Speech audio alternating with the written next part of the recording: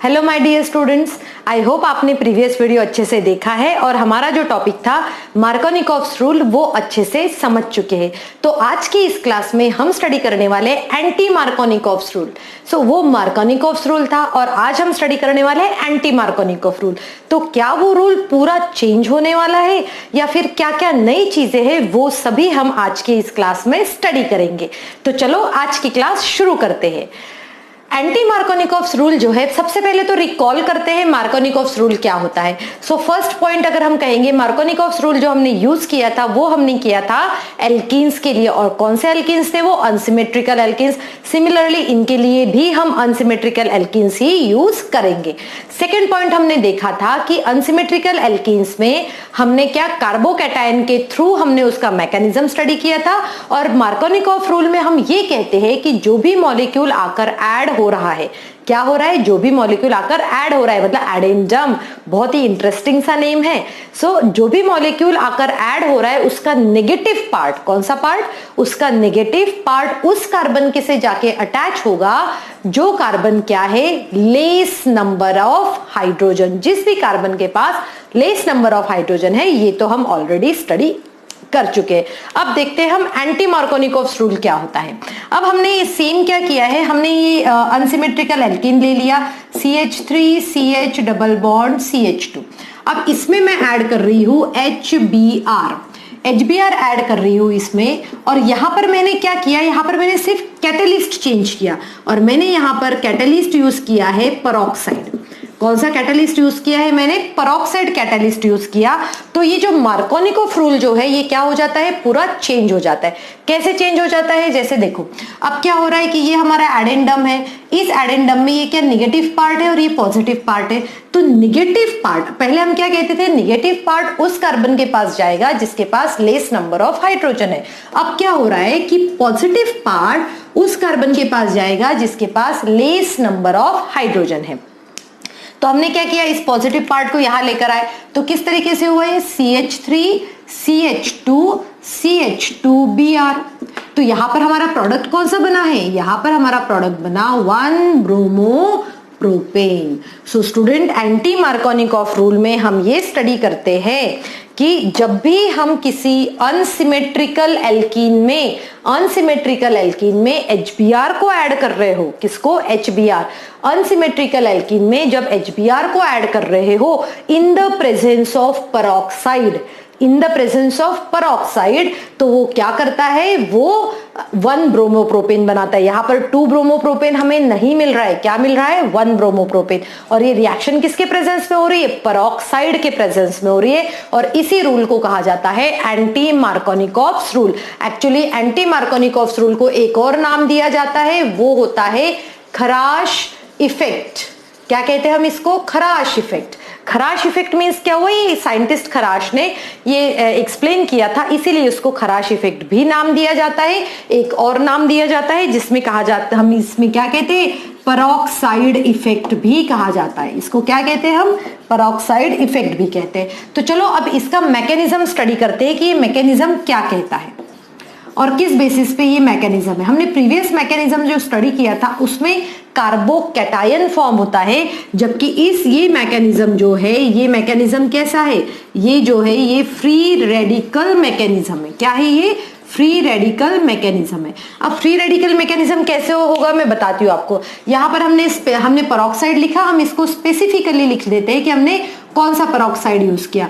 तो हम यहाँ पर कहेंगे हमने बेंजोइल पेरोक्साइड यूज किया है। अब देखो, बेंजोइल पेरोक्साइड हम यूज करेंगे तो किस तरीके से करेंगे? देखो, हम फर्स्ट स्टेप लेते हैं। मैं यहाँ पर इसका फॉर्मूला लिखती हूँ। फॉर्मूला थोड़ा सा हमें डिफिकल्ट लग सकता है मेमोराइज करने में, पर मैं यहाँ पर आपको इसकी शॉर्ट ट्रिक बताती हूँ। बेंजोइल पेरोक्साइड कैसे याद रखना है? C6H5 और फिर ये आ जाएगा C6H5CO। तो देखो ये C6H5CO हो गया और यहाँ पर आपने क्या ले लिया है? यहाँ पर हमने CO2 नहीं लिखा, हमने CO लिखा और फिर नीचे इसको क्या किया है? 2 लिखा और साथ में ही यहाँ पर लिखना है आपको O2। ठीक है, याद रहेगा। अब इसी को हम यहाँ लिखते, देखो ये क्या है? C6 H5CO। सो स्टूडेंट ये 2 बार है, इसलिए मैं इसको इस तरीके से लिख लेती हूँ OC, और फिर यहाँ पर आ जाएगा C6H5। 2 टाइम्स लिखा इसलिए मैंने यहाँ 2 टाइम्स लिखा, और यहाँ पर देखो O है और ये O आ जाएगा यहाँ पर बीच में। और इसी लिंकेज को कहा जाता है परऑक्साइड लिंकेज। क्या कहते हैं इसको? परऑक्साइड। और ये बेंजोइल इसीलिए कहा गया क्योंकि बेंजीन का डेरिवेटिव है। अब हम अपने मैकेनिज्म के पीछे आते हैं कि मैकेनिज्म कैसे, फ्री रेडिकल मैकेनिज्म है। इट मींस यहाँ पर क्या बनने वाला है? फ्री रेडिकल बनने वाला है। किस तरीके से फ्री रेडिकल बनेगा? देखो ये यहां से ब्रेकडाउन होगा यहां से, इस तरीके से ये यहां से ब्रेकडाउन होगा। देखो ये ब्रेकडाउन हुआ, अब जैसे ही ये ब्रेकडाउन हुआ ये कन्वर्ट हो जाएगा 2, क्योंकि 2 मॉलिक्यूल्स है, C6H5C, और फिर हम एक O इधर दिखा देते हैं और एक O इधर दिखा देते हैं, ठीक है। और ये क्या है, यहां से अगर ब्रेकडाउन हुआ, फ्री रेडिकल में क्या होता है, ऐसे 2 इलेक्ट्रॉन्स होते हैं तो एक इलेक्ट्रॉन इसके पास आ जाता है और एक इलेक्ट्रॉन ये ले लेता है, और इसीलिए इसके पास में क्या हुआ, एक इलेक्ट्रॉन आ गया है, और तो एक दोनों के पास एक एक इलेक्ट्रॉन आया। अब यहाँ पर क्या हो रहा है कि CO2 कहता है कि भाई मैं उस इलेक्ट्रॉन को लेकर नहीं चल सकता, मुझे CO2 अपना गैस अलग से बना के स्टेबल होना है। तो ये फर्दर रिएक्शन क्या होती है यहाँ पर, ये जो है C6H5 जो है ये उस इलेक्ट्रॉन को ले लेता है, और यहाँ 2 है और ये बन जाता है बेंजाइल फ्री रेडिकल। क्या बन जाता है ये? Benzyl free radical. और ये जो CO2 है ये अपना, हम कहेंगे कि अपना बोरा बिस्तर बांध के साइड से निकल जाता है। अब देखो अब हमारे पास क्या है, बेंजाइल फ्री रेडिकल है। तो अभी हम सेकेंड सिचुएशन में हम देखेंगे, हम सबसे पहले लेंगे बेंजाइल फ्री रेडिकल। सो बेंजाइल फ्री रेडिकल क्या है, C6H5 और ये है एक फ्री रेडिकल। अब इनके साथ में रिएक्शन होती है HBr की, इसमें इनके साथ में रिएक्शन किसकी हो रही है, HBr की। अब स्टूडेंट आपको पता है कि इन दोनों के बीच में भी एक बॉन्ड है, ये यहाँ बॉन्ड है, ये अब ये ब्रेक होगा तो ये इलेक्ट्रॉन इसके पास आ जाएगा, ये ऐसे, तो ये किस में कन्वर्ट हो जाएगा, ये कन्वर्ट हो जाएगा ऐसा फ्री रेडिकल में, और ये आकर इसके साथ अटैच हो जाएगा। जब ये आकर इसके साथ अटैच हो जाएगा तो ये क्या बन जाएगा, C6H6 बन जाएगा, और साथ में ही ये Br का जो फ्री रेडिकल है ये इस तरीके से बाहर निकल आएगा।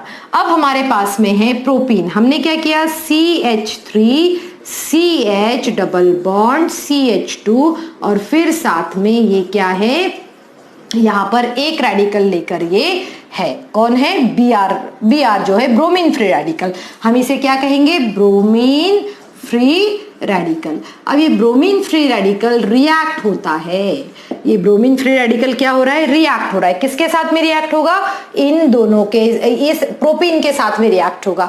पर इसको जब अब रिएक्ट होना है तो स्टूडेंट्स इसको इस तरीके से रिएक्ट होना है कि इसको क्या बन जाए, एक और इलेक्ट्रॉन मिल जाए, और वो क्या हो, तभी ये बॉन्ड बना सकता है।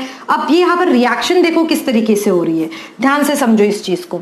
यहाँ पर क्या हो रहा है, इन दोनों के पास में ये एक एक इलेक्ट्रॉन है, तो पहले सिचुएशन में ये एक इलेक्ट्रॉन ले लेता है और यहाँ पर बन जाएगा CH3CH, और ये Br आकर अटैच हो जाएगा। क्यों होगा, क्योंकि इसने जो 2 इलेक्ट्रॉन थे, एक इलेक्ट्रॉन इसने लिया, एक इलेक्ट्रॉन इसने लिया, और उन दोनों ने बॉन्ड बना लिया, और यहाँ पर ये क्या बन गया, CH2, और इसके पास में एक ही बचा, क्योंकि 2 टूटे थे ना, एक इसने लिया एक ये ले लेगा। और इसका नेचर क्या होगा, चलो देखते हैं कौन से टाइप का फ्री रेडिकल है, ये एक ही है, तो ये क्या है, प्राइमरी फ्री रेडिकल। कौन सा रेडिकल है, प्राइमरी फ्री रेडिकल है।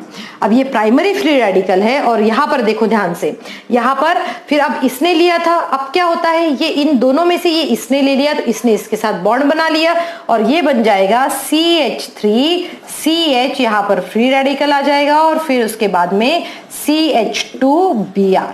इस तरीके से ये बन रहा है सेकेंडरी फ्री रेडिकल। और जब ये सेकेंडरी फ्री रेडिकल बन रहा है, और हमें पता है कि सेकेंडरी फ्री रेडिकल कैसे होता है, ज्यादा स्टेबल होता है, secondary free radical is more stable. और अगर ये मोर स्टेबल है तो डेफिनेटली ये पहले बनेगा और पहले रिएक्शन देगा। और जैसे ही ये क्या हुआ, देखो थर्ड स्टेप में क्या हो रहा है, CH3CH ये फ्री रेडिकल है, CH2Br, तो ये इसके साथ एक और HBr का मॉलिक्यूल रिएक्ट होता है और ये आके इसके साथ इसको कंप्लीट करेगा और साथ में ही हमें कुछ बाई प्रोडक्ट भी मिलेंगे जो कि क्या होंगे, लेस क्वांटिटी में हो गया। और स्टूडेंट इस तरीके से हमें मिल सकता है हमारा प्रोडक्ट और वो हो सकता है 1-ब्रोमोप्रोपेन। ठीक है, तो हमें याद रखना है कि हमारा जो एंटी मार्कोनिकॉफ्स रूल जो है, एंटी मार्कोनिकॉफ्स रूल में बेंजोइल पेरोक्साइड यूज होता है और पेरोक्साइड इस तरीके से ब्रेक डाउन होकर हमें ये प्रोडक्ट मिलता है। तो आपको याद रखना है कि मार्कोनिकॉफ में हम कोई रिएजेंट यूज नहीं करते, बट एंटी में हम पेरोक्साइड रिएजेंट यूज जरूर करते हैं। स्टूडेंट्स, यहाँ पर एंटी मार्कोनिकॉफ से रिलेटेड बहुत ही इंपॉर्टेंट कॉन्सेप्ट है जो हमें पता होना चाहिए, क्योंकि जब भी हम एंटी मार्कोनिकॉफ रूल की बात करते हैं तो वो कॉन्सेप्ट हमें डेफिनेटली क्वेश्चन में भी आ सकता है और वो हमें कॉन्सेप्ट पता होना चाहिए। वो क्या है? एंटी मार्कोनिकॉफ रूल जो है ये सिर्फ HBr देता है, ओनली गिवन बाय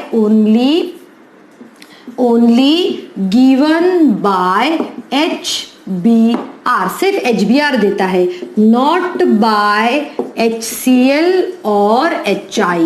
HCl और HI जो है ये एंटी मार्कोनिकॉफ रूल में नहीं देते, सिर्फ HBr देते हैं, जबकि मार्कोनिकॉफ रूल में HCl भी देता है और HI भी देता है, बट यहाँ पर नहीं होता है। ऐसा क्यों नहीं होता वो मैं आपको बताती हूँ। अब हमने यहाँ पर क्या कहा, फ्री रेडिकल मैकेनिज्म था। फ्री रेडिकल मैकेनिज्म हमेशा होमोलिसिस से होता है।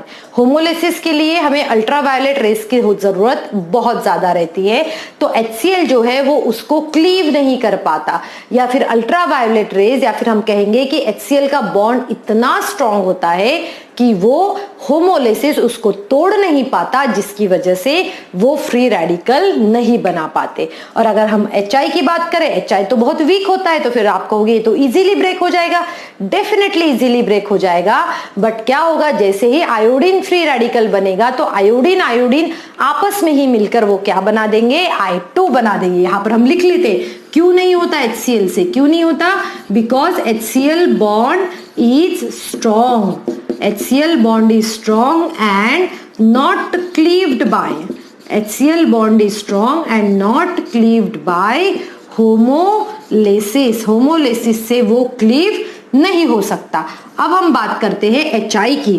HI में क्या होता है, चलो देखते हैं। HI में हमने क्या कहा कि ये वीक बॉन्ड होता है। क्या होता है ये? Weak bond. तो ये इजीली क्लीव तो हो जाता है, तो अगर ये क्लीव होगा तो ये इस तरीके से बनाएगा, ये फ्री रेडिकल बनाएगा। तो अब आप सोचो कि अगर ये दो आयोडीन के फ्री रेडिकल अगर मिल गए तो ये क्या बना देते हैं, I2 बना देते हैं। तो ये डबल बॉन्ड में रिएक्शन करने की जगह ये सिंपली क्या बना देंगे, I2 बना देंगे। और इसी वजह से यहाँ पर HCl और HI anti Markovnikov's rule follow नहीं कर सकते। सो स्टूडेंट, आई होप आपको आज का ये वीडियो एंटी मार्कोनिकॉफ्स रूल का भी अच्छे से समझ में आ गया होगा। Thank you students and have a good day.